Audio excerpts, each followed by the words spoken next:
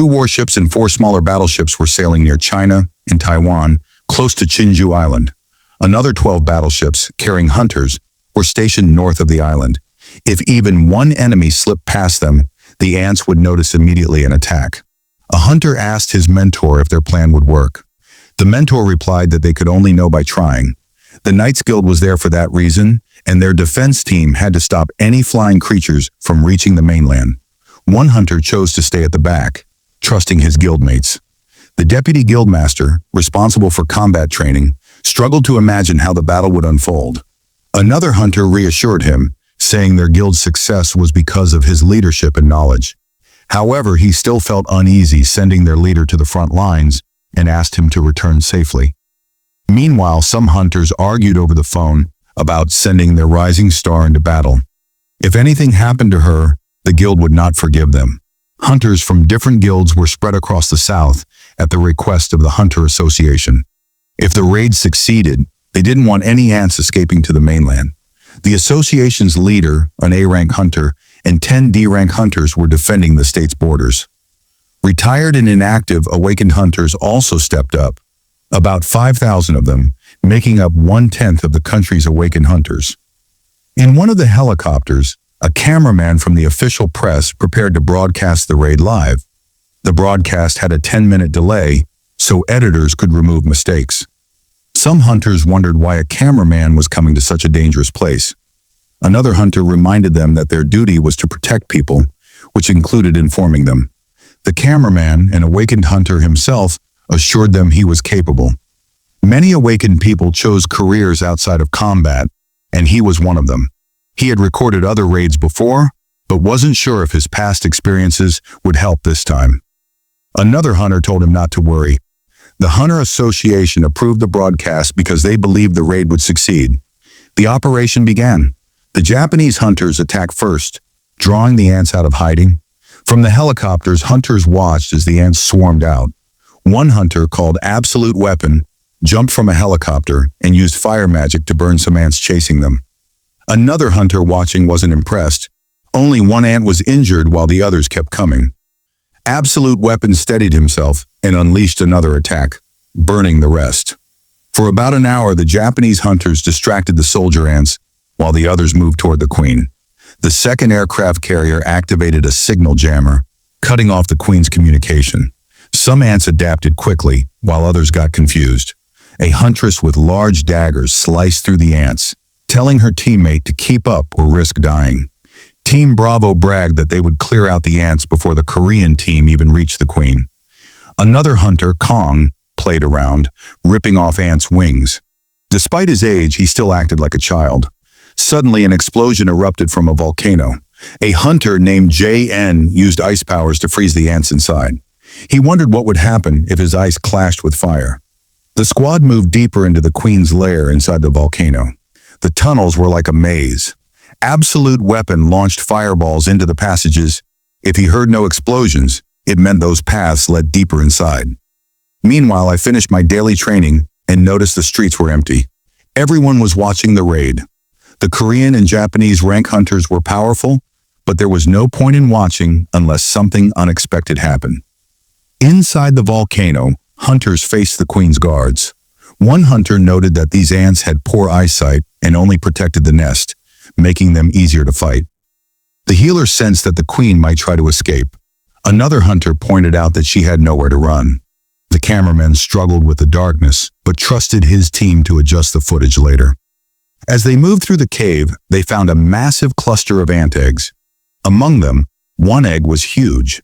They wondered what kind of creature would hatch from it, but focused on their mission, killing the queen. Outside, hunters fought off attacking ants. One hunter, covered in blue ant liquid, was frustrated by how persistent the creatures were. He had injuries on his shoulder and ribs. The healer offered to help but wanted something in return. The injured hunter was surprised. What could she possibly want when she already made more money than him? Before she could answer, a monster appeared and instantly killed her. Another hunter tried to avenge her but was also taken down in one hit. A third hunter swung his huge sword but met the same fate. A hunter with a large shield identified the attacker as a royal guard.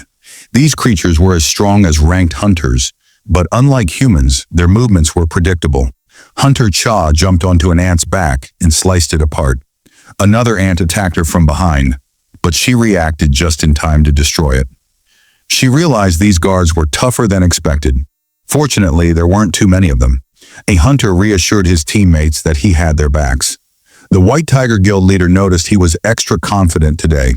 The hunter joked, warning him not to make rookie mistakes. As they fought, they noticed that cutting off an ant's head wasn't enough. They had to sever its limbs to stop it completely. They suspected stronger second-generation hunter ants were ahead and needed to prepare. A mage cast a reinforcement spell, boosting the team's strength. Some hunters felt strong enough to tear through the ants effortlessly. The healer stayed at the back, joking that he'd take on a few ants if needed. The White Tiger leader told him no one trusted a healer in battle. He should stay behind and observe. Outside, things got worse. A squad was sent to check on Charlie's team, which had gone silent. When they arrived, they found their comrades' lifeless bodies on the ground. A masked hunter, unable to believe what he was seeing, dropped his mask. A terrible stench filled the air. Overwhelmed, he unleashed his power, freezing everything around the corpses. Inside the queen's lair, the hunters spent too much time fighting the guards. One hunter said delays happened when fights lasted over 5 minutes. With the reinforcement spell, they moved twice as fast, slicing through ants with ease. They estimated 15 minutes to reach the royal chamber and 30 minutes to finish the mission. Their goal was to eliminate the queen. The White Tiger leader used his senses and found the queen at the back of the cave, guarded by 8 ants. The huntress volunteered to handle the guards while the others fought the queen. A fire mage prepared a massive attack. A fire dragon spell aimed straight at the queen, but just as he launched it, an ant crept up behind him. Luckily, his allies blocked the attack. A hunter with a bow reassured him, saying not to worry because he would bring them the head of the White Tiger. He decided not to hold back anymore. Ignoring all restrictions, he was ready to become a monster if it meant wiping out these insects. Hunter Cha was shocked. She had never seen him like this before. Suddenly, a teammate shouted for her to act. She activated Provoking Wave, drawing all the ants' attention to her. Seeing that her skill worked, the others rushed toward the ant queen. They knew the guards would abandon their positions, so they focused on stopping the queen. A hunter with a large shield and spear stepped forward. He had already decided he would be the one to fight her first. Meanwhile, a hunter recording the battle couldn't believe what he was seeing. His viewer count spiked by 80%. He wanted to move closer so people could see everything, but someone grabbed him and told him to stop. They had entered the boss's territory. His safety was no longer guaranteed. At a nearby apartment, an old woman asked her husband if he wanted to watch the raid. He wasn't interested. She continued talking. The enemies would fall today. He dismissed it, saying they always claimed that. But she believed in the hunters. On TV, the final battle unfolded. Just as the hunters thought they had won, something terrifying happened. A monstrous ant appeared and absorbed power from the dead queen. It howled in rage, and the hunters realized they were not done yet. Fear gripped the hunters as the ant suddenly moved. It was like teleportation. In an instant, it appeared behind Hunter Cha. Before she could react, it struck her side, sending her crashing into a wall. The impact left a gaping hole, and pain surged through her body. Another hunter called out to her, but before he could react, the ant was already beside him. With a single strike, it shattered his massive shield, breaking his arm. A second attack followed, severing both his arms completely. The beast-like hunter lunged, but the ant was too fast, inflicting heavy damage in seconds. The flame magic hunter launched an attack, but the ant slashed him from head to toe, leaving him helpless. A bow-wielding hunter fired, believing the ant couldn't dodge, but the creature simply caught the arrow and snapped it in half. The ant was unstoppable, countering every attack with ease. After breaking the arrow, it turned and struck the beast-like hunter, sending him flying. Meanwhile, the tank hunter, now armless, murmured that as long as the healer was alive, they still had hope. The healer hid using camouflage, suppressing his presence. But this skill had a flaw. He couldn't move while using it. However, the ant had already sensed him. It grabbed the tank hunter by the leg and slammed him repeatedly into the ground before tossing him aside. The healer, horrified, couldn't understand how the ant had found him. His camouflage was still active. Then the beast-like hunter shouted, "I am a hunter-healer!" The healer was stunned. Even while invisible, the ant had detected him.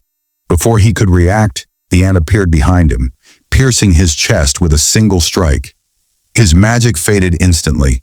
The beast-like hunter watched in horror as his comrade bled out. The healer's final words were, "Run. You can't defeat this monster." The remaining hunters were frozen in shock. The healer was dead, and the monstrous ant stood before them, ready to continue its slaughter. The saber-wielding hunter, enraged, charged at the ant, but the creature effortlessly grabbed him by the neck and lifted him off the ground. Then, to everyone's shock, the ant spoke. It mocked them, calling them weak, revealing that it had devoured another being and absorbed their strength and memories. It mentioned a king, but Hunter Han didn't understand. The other hunters, severely wounded, lay helpless. Suddenly, the ant sensed a powerful presence outside. Without hesitation, it dropped the struggling hunter and flew away. Outside, hunters moved cautiously through the forest. First, they lost contact with Charlie Team. Now Delta Team had gone silent. Ruji, sensing interference in their radios, tried reaching Bravo Team. When he made contact, he instructed them to hold position while he advanced alone. Just then, he received a call from Gato, the head of the Matsumoto Association. Meanwhile, in China, discussions arose about the turmoil in Korea.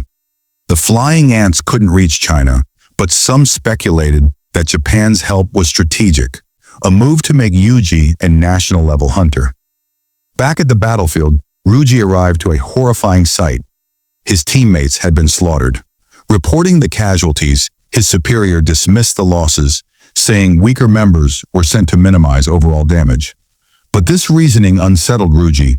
His unease deepened when he noticed the frequency jammers had stopped, luring all the monsters back to the nest. His superior asked about Korea's chances. Based on past battles, Ruji grimly stated they had no hope. This news pleased his superior, as their plan to weaken Korea's elite hunters was working. Suddenly, Ruji was ambushed by the ant that had decimated the Korean hunters. Realizing its strength, he ordered his team to retreat.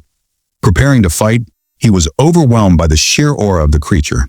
The ant, amused, asked Ruji if he was the king among hunters. Intrigued by its intelligence, Ruji confidently declared himself king, but the ant scoffed and attacked, shattering Ruji's sword instantly. A single devastating blow struck him down. Inside the cave, the remaining hunters fought desperately against the ant swarm but were overwhelmed. Just as all seemed lost, shadowy figures emerged, pushing back the ants. The beast-like hunter was stunned. Where did these black soldiers come from? At that moment, Jin Woo stood still in the city. He knew it was time. With a command, Shadow Exchange, he teleported to his soldier's location. Elsewhere, a videographer filming the battle feared for his life. He regretted his last words to his father, wishing he had been kinder. As he braced for death, a massive sword slashed through the ants, saving him. Meanwhile, in the control room broadcasting the fight, the staff panicked. The chief lamented that they couldn't air a massacre. But just as hope faded, a staff member announced an unknown figure had appeared. The chief ordered an immediate broadcast. The world had to see this. Inside the cave, Jin Woo had arrived with his powerful shadow army. Korea's last hope now rested on him. He commanded Beru, his chief soldier, to provoke the ants. As the battle raged, Jin Woo swiftly eliminated armored ants, buying time for the wounded hunters. His massive shadow warrior shielded them while Jin Woo dominated the battlefield. From now on, there was nothing to fear. The fight was intense but brief. To end it quickly, Jin Woo resurrected the fallen ants, turning them into shadow soldiers. The videographer, in shock, hesitated as he watched the undead ants fight their former allies. Meanwhile, Jin Woo rushed to heal the injured hunters. Most recovered instantly, but Hunter Cha remained unconscious. Her wounds were too severe. As he prepared to evacuate, a chilling presence entered the cave. The ant that had crushed Ruji returned, declaring the king outside was a fraud. It locked eyes with Jin Woo, sensing something different. The hunters, still in shock, realized this was the same monster that had killed Ruji. But Jinwoo stood firm. Handing Hunter Cha to his subordinate, he stepped forward. His connection with Ruji's shadow had vanished, and he knew why. This ant had utterly destroyed him. The ant spoke in human language, and their clashing auras sent shockwaves through the cavern. It let out a bone-chilling roar, making even Jinwoo pause. But then he smirked. Despite its speech, the ant was still just an insect. The eerie, human-like behavior only made it more grotesque. Outside, citizens watching the broadcast saw the screen cut to technical difficulties. Confused, they wondered why the fight had suddenly disappeared. The news reported that Hunter Beck had died, while the others' fates were unknown. Then as the broadcast resumed, the world watched in shock. The ant was speaking, and it had killed Ruji. Back in Japan, the president of the Hunter Association asked his subordinate where the monster had gone. When he learned that it had returned to the Queen's chamber, the chairman could hardly believe it. The Korean hunters had survived. Furthermore, an unknown but immensely powerful entity had appeared. The chairman immediately ordered the broadcast to be turned back on. At home, Jinwoo's sister asked her mother why she had turned on the TV. Their mother, unaware of what was unfolding, mentioned that the broadcast had suddenly stopped. When his sister asked about Jinwoo's whereabouts, their mother simply said he had left in a hurry, assuring her he'd return soon. At the Korean Hunter Association, the president shot up from his seat upon hearing that Jinwoo had appeared on the island. His assistant tried to calm him, but his excitement was overwhelming. He even broke his chair in his enthusiasm. Back on the battlefield, the mighty ant lunged at Jinwoo, striking with such force that the very ground shook. The impact sent rocks flying in all directions. The hunters watching were stunned. The power seemed evenly matched. But then, the ant scoffed, calling Jinwoo weak and unworthy of the title king. Yet what they saw next left them speechless. Jinwoo had withstood the full force of the attack and was still standing. Blood dripping from his lips, Jinwoo smirked. Activating his ruler's hand ability, he gathered his strength and launched a counterattack. The ant, realizing it couldn't dodge, braced itself. But Jinwoo didn't hold back. His strike sent the ant flying backward, crashing into the cave wall with immense force. The watching hunters could only stare in disbelief. One murmured, "Isn't he supposed to be a magic-type hunter?" Another replied, "I thought so, but I never expected this kind of strength." The battle was far from over, but one thing was clear. Jinwoo was not just any hunter. He was something far greater. He was just a normal hunter who could only watch from a distance. The sheer power of their magic was so intense that he felt like he was going crazy just from sensing it. The ant, after getting hit on the head, realized that his strength was fading. He couldn't understand who he really was or where his power came from. The battle continued at full force, and when they clashed, both were thrown back from the impact. But Hunter Jinwoo was stronger. His punches caused serious damage, and the ant noticed that its exoskeleton was starting to crack. It was shocking because its body was supposed to be so tough that no one could harm it. But now this hunter had appeared, and everything was falling apart. The ant kept taking damage, but suddenly it managed to wound Jinwoo. It wasn't a serious injury, just a scratch on his face.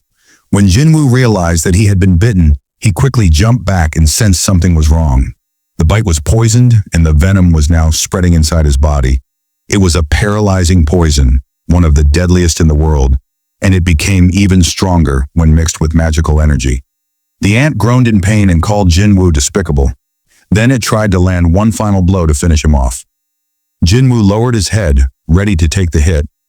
Meanwhile, the last remaining Japanese hunters appeared in the city. One of them was paralyzed with fear, realizing they had no chance against this monstrous creature. However, a female hunter refused to accept that and grabbed him by the collar, trying to bring him back to his senses. She insisted that he was losing his mind, but he kept repeating that they couldn't win. Frustrated, she pushed him aside and told him he was being useless. She then looked at a helicopter hovering above and pointed out that there were even bigger problems to worry about. Just then, Jinwoo blocked the ant's final punch. The ant's large red eyes widened in disbelief. How could this hunter do that? In response, Jinwoo delivered a powerful strike right to the ant's face, sending it crashing into a rock. At that moment, Jinwoo felt more in control of the fight than ever before. His increased perception allowed him to sense the ant's fear, just like the hunters watching from behind. Looking at the weakened ant on the ground, he knew he had to finish it quickly. The ant watched as Jinwoo leaped up the mountain and aimed a kick straight at its body. But just as he got close, an explosion from his kick shook the ground. The other hunters lost sight of him for a moment, but Jinwoo quickly noticed that the ant was now in the air. It could fly. The ant realized that even the poison had no effect on this hunter. It understood that trying to overpower Jinwoo with strength alone was pointless. Instead, it decided to rely on its speed. If it made its body smaller, it would be able to move faster. The ant knew the fight was nearly over, but Jinwoo was determined to end it now. He drew his daggers, ready for the final battle. The ant charged at him with incredible speed, but at the last second, Jinwoo dodged. In an instant, he was in the air, striking with his blades. The ant managed to block some attacks and threw Jinwoo aside, sending him crashing into a wall. But Jinwoo quickly recovered, using the wall to propel himself back toward the ant. Their fight was so fast that the other hunters couldn't even keep up with their movements. The ant couldn't believe it. Jinwoo was getting faster. It didn't make sense. As a hunter, he should not have been able to match the ant's speed. However, Jinwoo knew that his rank was now as high as a demon king's, or even higher. He was much stronger than before. His weapons had also improved drastically since his previous battles. He was confident that the ant's exoskeleton was about to shatter. This was his chance. Jinwoo unleashed a series of devastating attacks, making the ant twist in pain. Realizing he had to finish this, he activated his critical strike skill. His blows pierced through the ant's body, creating multiple holes. Then a system notification appeared, confirming that his skill had evolved into an even stronger version, Maiming Strike. The ant panicked. It knew it couldn't defeat Jinwoo and started running away. But Jinwoo wasn't going to let it escape. He activated his skill again, now even more powerful. As he closed in, he slashed at the ant from every direction, like a whirlwind of blades. The ant was thrown to the side, realizing it had no way to stop Jinwoo. But suddenly it had one last idea. It let out a loud cry, summoning the other ants from the cave and sending them all charging toward Jinwoo. The ants smirked, telling Jinwoo that he was about to die. But Jinwoo only smiled back. Then he said his signature word, "Rise." At that moment, his monstrous army of shadow soldiers appeared behind him. A massive battle broke out. The shadow soldiers clashed against the giant ants. But the ants couldn't stand a chance. Jinwoo's soldiers were far stronger. To end it quickly, he called in his strongest summon, a giant beast named Beru. Jinwoo ordered him to aim carefully at the ants and avoid harming the humans. Beru nodded in understanding. Then he unleashed his powerful skills, creating a massive explosion that shook the entire area. The volcano itself was now breaking apart. The hunters watching from afar couldn't believe their eyes. They were witnessing something beyond human understanding. Some even thought Jinwoo had summoned the devil himself. The ant, seeing all this, was in complete shock. It had always been the strongest. It had evolved many times, believing itself to be the king of this island. But now everything had changed. Whereas it saw Jinwoo emerging from the flames, the only thought in its mind was escape.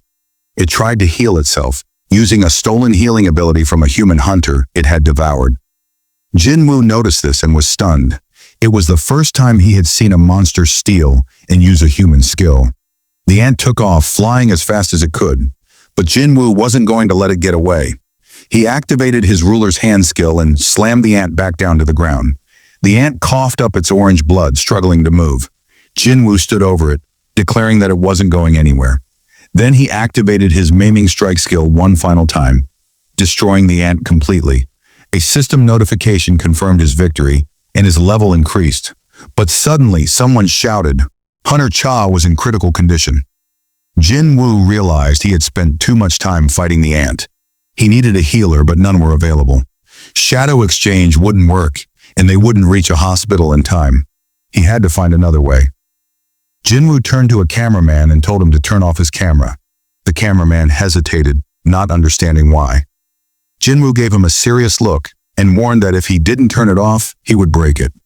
Realizing the urgency, the cameraman complied. Jinwoo quickly ordered his shadows to search for the body of a healer. They soon found one, but the healer's head had been bitten off. Jinwoo wasn't sure if shadow extraction would work, but he had to try. He attempted to extract the shadow, but it failed. He tried again, but it failed once more. He realized the healer's soul was resisting, but he had no choice. He had to save Hunter Cha. With one final attempt, he succeeded. As the revived shadow began to heal Cha, the other hunters watched in stunned silence. They finally understood. Jinwoo wasn't just a hunter. He had the power to control the dead. And now, with his strength growing, he was ready for whatever came next.